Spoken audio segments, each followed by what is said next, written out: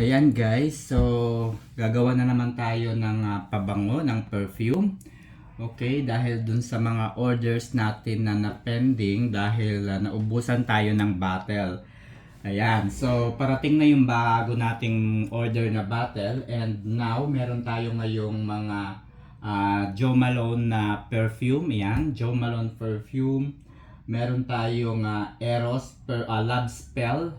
Okay, Love Spell perfume. Ito yung Victoria's Secret. And syempre, ito yung Eros Versace perfume. Okay, meron din tayo dito Marc Jacobs. Ayan. So, Ralph Lauren and so on so forth. Ayan. So, ito yung gagawin natin. Na meron na tayong Hugo Boss. Ayan, yung Hugo Boss natin. Meron din tayong CK1. Meron din tayong Clinique Happy for Men. Ayan. So, tayo ay gagawa naman ng gusto ko yung Eros. Okay, Eros tayo muna guys. Yung panglalaki bago yung Jo Malone. Okay. So, it is very important guys na yung mga sukat, yung formulation ng ating perfume ay sukat na sukat, no, dahil kung hindi ay magkakaroon tayo ng pagkakamali kapag tayo. Okay, so dito ko na lang sa ilagay yung magagawa ko, no, yung mafo-formulate ko. Okay, so mabango naman, malinis naman. Okay, so ano ba yung kailangan natin? Tabi ko muna, no. So ang mga kailangan natin guys, ito yung Erlenmeyer flask. Siyempre yung mga graduated cylinders. Ayan, so kailangan natin to guys, yung graduated cylinders, kasi para masukat natin ng tama, no, yung formulation ng mga raw materials, kasi hindi pwedeng tansyahan ng paggawa ng perfume. So meron tayong mga raw materials sa paggawa ng perfume. Ito yung fixative, ito yung golden jojoba oil. Ayan, ito yung golden jojoba oil guys. Ayan. Siyempre, meron din tayong essential oil. Ayan. So, para saan guys yung essential oil? So, ito po ay moisturizing para hindi ma-irritate yung skin natin. Kasi ang gagawin natin ay yung pinakamurang perfume. Ito yung tinatawag natin na hydro alcoholic perfume. Okay, so let's start. So, yung tamang formulation, unahin natin ilagay yung tawag dito, perfume oil. Okay, so buksan natin itong Eros. Bango. So, yung 30, okay. Titingnan natin guys yung 30 ml.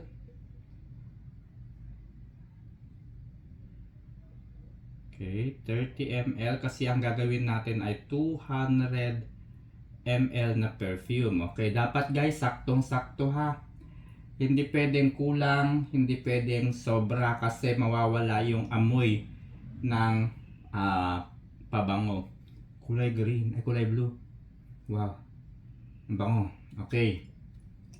So ilalagay natin ito sa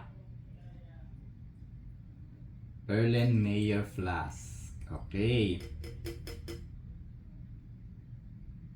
Sayang yung amoy. Okay, and next to this, syempre ay yung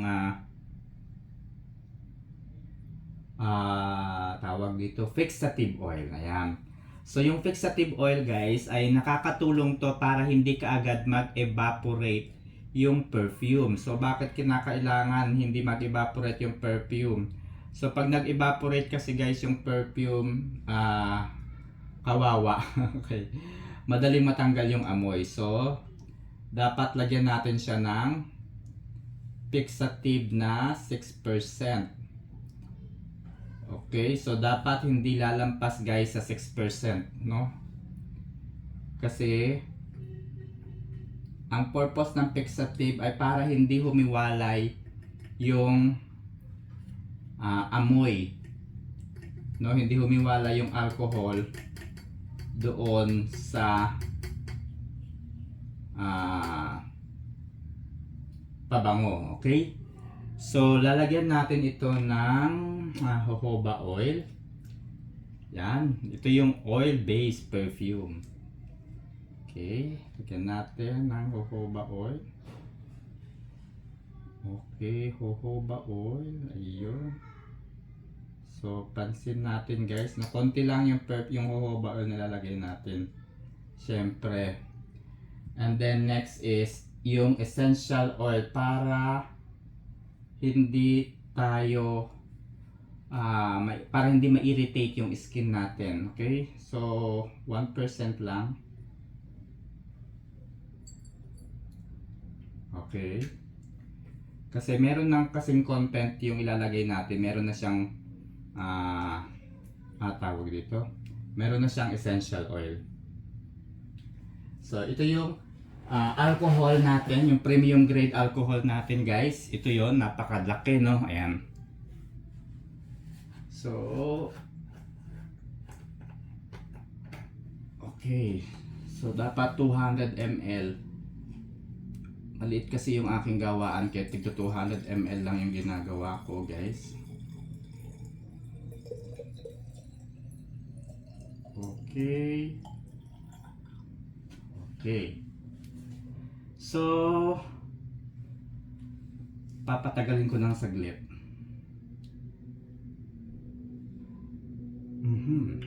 Bango. Okay, yan yung Eros. Okay, so i-ano ko muna yung video, i-post ko muna habang ginagawa ko yung ibang dami, habang pinapadami ko yung ginagawa ko guys ha. Alright, so yung nagawa nating Eros perfume ay bale 600 ml ng pabango, okay? So bakit kinakailangan na meron tayong hydroalcohol na content doon sa paggawa ng pabango? Okay, kasi kung ito yung gagawin natin, ibebenta natin, ilalagay natin itong purong perfume, fragrance oil na Eros, ito ay nagkakahalaga ng 125 pesos. No, 125 pesos, tapos magkano ang isang perfume bottle? Magkano ang isang perfume bottle? So 44 pesos isang bote. Bote pa lang 'yun, guys, ng pabango, no? Nagkakahalaga na ng 45 pesos. So 125 plus 45, yun pa yung ano. So another na fixative ay nagkakahalaga ng 468. Maliit po yung fixative, no? 468. And then yung alcohol grade, no, ay 500 po isang galon. Okay, 500 po yung isang galon. Okay, 500 yung isang galon. So syempre, kapag may bottle, hindi naman kakayanin kaagad, no? Wala tayong tutubuin masyado kung puro yung yung ano natin. Ibig sabihin, hindi natin susukatin yung sukat na sukat yung formulation, ano? Pag hindi natin nasukat masyado yung mga raw materials, ay kukulangin tayo, no? Abunado pa tayo doon sa tubo. Kasi bukod doon sa bottle, bukod dito sa bukod sa bottle, sa fragrance oil, sa fixative, sa golden jojoba oil, siyempre kailangan din natin ng packaging. Ito yung box, okay? Ito yung box niya. At siyempre bukod dun sa box ay kailangan din natin ng shrinkable na plastic. Ayan, ito yung shrinkable na plastic. So, ayan, naka-seal na tong isang CK1. Ito yung shrinkable plastic natin, guys. Ayan. So, bakit kinakailangan sukat? Kasi kung hindi sukat, malulugi kayo, guys, no? Malulugi kayo sa ganitong uri ng business. Okay? Ang bango na ng gagawa ko. Okay. So, ngayon, magkano po ang bentahan namin sa ganito? Ito is yung Dior. So, ang halaga nito ay 245. Okay? 245. So medyo mahal siya dahil we make sure na 40% yung oil na nilalagay natin para magtagal sa katawan natin yung amoy. Okay? Ibig sabihin kasi wala kaming pakialam kung bihira kayong bumili ng perfume kasi nga ang sa amin is yung quality ng perfume na aming ginagawa. Okay? When you say quality, kahit matagal kayong hindi bumili, as long as masatisfy kayo doon sa amoy, doon sa bango, doon sa tagal ng halimuyak ng pabango sa inyong katawan, ay walang problema sa amin. Kasi nga, ako din naman nagtitipid. So, kapag bumili ako ng gamit, kapag lahat, kahit anong bagay na bilhin ko sa SM, ganyan, sa mga mall, ay doon ako lagi doon sa mga nagtatagal. Hindi baling mahal, basta quality, hindi baling mahal, basta nagtatagal. Yun ay napakaganda ng, kumbaga, assurance na hindi ka, kumbaga, na nakatipid ka. Okay? Nakatipid ka doon sa binili mo. Kesa naman yung mura, tapos madali namang mawala, madaling maubos, madaling masira. So, yung tendency nun, gagawa ka uli, bibili ka uli. So, ganun din. Kahit sa cellphone, guys, medyo maarte ako sa cellphone. Ayan, ito yung aming perfume. Kahit sa cellphone, maarte ako dahil gusto ko kapag bumili ako yung magtatagal talaga. Okay, gaya nitong cellphone ko, iPhone XS Max. So, more than 5 years na siya. And then, sobrang iniingatan ko to. Ayaw ko tong mabagsak. Hindi to nababagsak ever since. Yan. So, ganun din sa pabango, ganun din sa mga produkto. Okay, so sa mga nagtatayo ng negosyo, guys, no? Tandaan ninyo, hindi kayo susuportahan ng inyong kamag-anak. Hindi kayo susuportahan ng inyong mga kaibigan. No? So, iyan yung nagiging mindset ng mga tao kung bakit hindi sila nagtatagumpay doon sa business. Kasi iniisip nila o iniisip natin na hindi naman tayo tinutulungan ng ating mga kamag-anak, hindi naman tayo tinutulungan ng ating mga kaibigan. 'Di ba? So, ang targetin nyo guys ay yung mga tao talaga na naghahanap ng quality products. Kasi ano talaga yun common sa atin yun na hindi tayo makakakuha ng suporta mula sa ating kapamilya, mula sa ating kaibigan dahil kilala nila tayo. No? Kilala nila tayo and alam nila yung ating attitude, alam nila yung ating mindset and so on so forth. So, minsan may mga tao na hindi tayo sinusuportahan dahil ang sa tingin nila ay sinasapawan natin sila o kaya hindi nag-uumpisa yung business, ayaw natin mag-umpisa ng business kasi nahihiya tayo. No? Ito lang masasabi ko guys, kung ang iisipin ninyo ay yung iisipin sa inyo ng ibang tao, medyo magkakaroon tayo ng problema dyan. No? Huwag ninyong isipin kung ano ang sasabihin sa inyo ng inyong kapwa, ng inyong kamag-anak, ng inyong kaibigan, and so on so forth. Basta marangal at basta tama yung ginagawa mo, sino ba naman magbe-benefits at the end, no? Sila ba yung magbe-benefits in the end? Hindi po, no? Ang magbe-benefits ay tayo rin. And kapag tayo ba nawalan ng pera, nawalan ng budget, ang tanong, may meron ba tayong aasahan sa kanila? 'Di ba? Hindi rin naman kasi nga gumagawa rin naman sila ng paraan kung paano sila mabuhay. And nasa kanila na 'yun kung hindi nila tayo susuportahan. Okay, so kapag nag-business ka ng perfume, madali lang naman, no? Madali lang naman yung mga materyales, madaling bilhin, madaling hanapin. Ang hindi lang ang mahirap lang dito talaga ay yung mga gagamitin mo sa packaging. Kagaya nito guys, meron kaming stickers. Meron kaming mga stickers, kumikintab-kintab pa yan guys. Ayan, CK1 ayan. So, kumikintab-kintab pa yan. Ito yung payo ko sa mga gustong pumasok sa ganitong uri ng business.